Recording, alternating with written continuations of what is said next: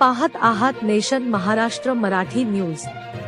चोपडा शहरात पोलिसांनी देहव्यापाराविरोधात मोठी कारवाई करत कथित वेश्या व्यवसायाच्या अड्ड्यावर छापा टाकला आहे।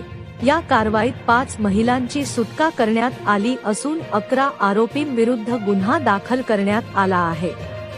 चोपडा शहरातील प्रताप हायस्कूल कडून मागे तहसील कार्यालयाच्या मार्गाने स्मशानभूमीकडे जाणाऱ्या रस्त्यालगत असलेल्या मोकळ्या जागेत काही पत्रांच्या झोपड्यांमध्ये अनैतिक व्यापार सुरू असल्याची माहिती पोलिसांना मिळाली होती।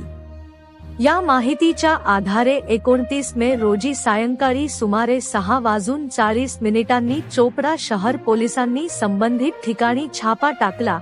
या कारवाई दरम्यान पोलिसांनी 5 महिलांची सुटका केली। सुटका करण्यात आलेल्या महिलांमध्ये राजस्थान, नेपाळ आणि मध्य प्रदेश येथील महिलांचा समावेश असल्याची माहिती समोर आली आहे। या प्रकरणी शिल्याराम लामा, पूजा टेकीराम बागुल यांच्यासह एकूण 11 आरोपींविरुद्ध गुन्हा दाखल करण्यात आला आहे।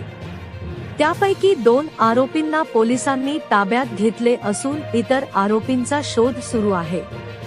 छाप्यादरम्यान पोलिसांनी घटनास्थळावरून तसेच इतर साहित्य जप्त केले आहे।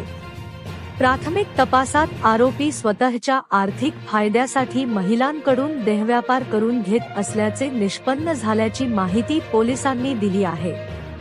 या प्रकरणी चोपडा शहर पोलीस ठाण्यात अनैतिक व्यापार प्रतिबंधक कायद्याअंतर्गत गुन्हा दाखल करण्यात आला असून पुढील तपास पोलीस निरीक्षक पवनकुमार देसले यांच्या मार्गदर्शनाखाली सुरू आहे। अशा बेकायदेशीर व्यवसायांविरोधात पोलिसांनी कारवाईचा बडगा उगारला असून कायद्याचा धाक निर्माण करण्यासाठी पुढील काळातही अशा कारवाया सुरू राहणार असल्याचे संकेत या कारवाईतून मिळत आहेत। नेशन महाराष्ट्र मराठी न्यूज, प्रतिनिधी चोपडा।